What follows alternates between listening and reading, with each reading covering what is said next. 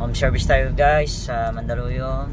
So home service check up dahil hindi daw magawa ng mekaniko, lalong dumadami yung sira. So i-check natin kung anong naging problema at bakit tumirik yung sasakyan.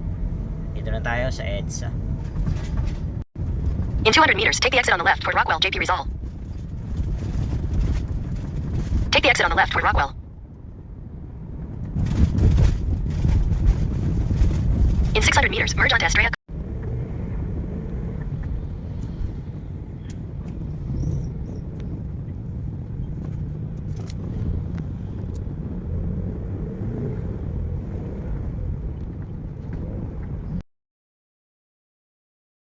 Okay guys, touchdown tayo dito sa target natin, target lock.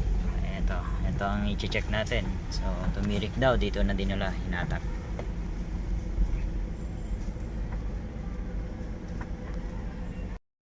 Okay guys, dahilan ng bakit tayo umandar,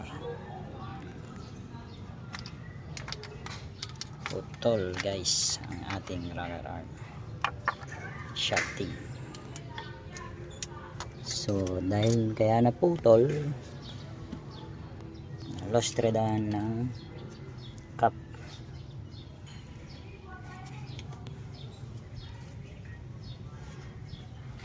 So hindi ho talaga siya aandar,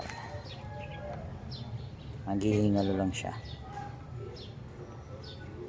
Okay guys, dahil Sunday ngayon at out of budget pa si madam, babalikan na lang natin yung naging issue para sa mga parts at pagpapaandar.